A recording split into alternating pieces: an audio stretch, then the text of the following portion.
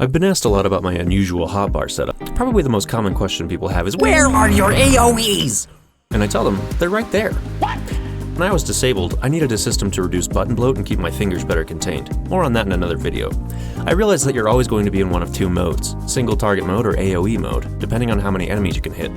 Since the optimal can never be both at the same time, splitting them into separate hotbars eliminated unneeded buttons, which helped immensely with both hand strain and muscle memory problems.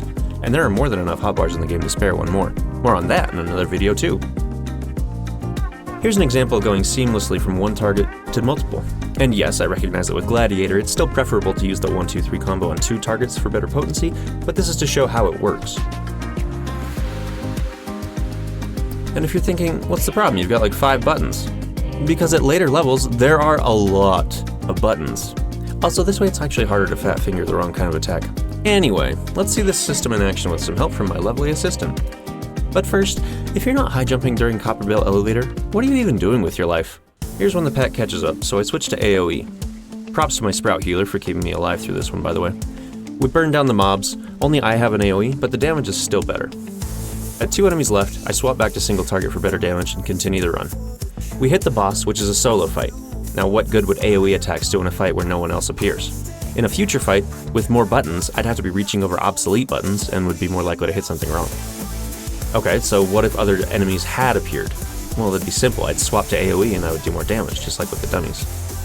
Easy peasy. Here's another poll to show you the idea. Once I gather them all, I hit my quick swap button, mash that AoE, and burn them down to 2.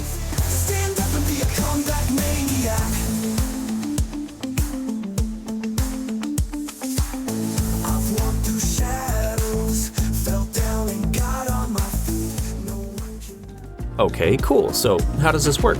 Well, it makes use of a very simple macro. I've got one labeled swap to AoE and one labeled swap to single. They're both put on the same hotkey and they have just one line each. /hotbar change 4 or change 1. Those are the hotbars I'm using. You push the button, your main hotbar becomes the other. Hotbar 1 is special in that it can take on the settings of other bars by default, so you don't have to do anything in order to make it function properly. The hotbar on the right doesn't change. Now on my setup, it's a 6x2 layout, and there are other ways to make it work, but this is the one that I like. Meanwhile, the switched hotbar is just hidden in the background. All you have to do is select and right-click.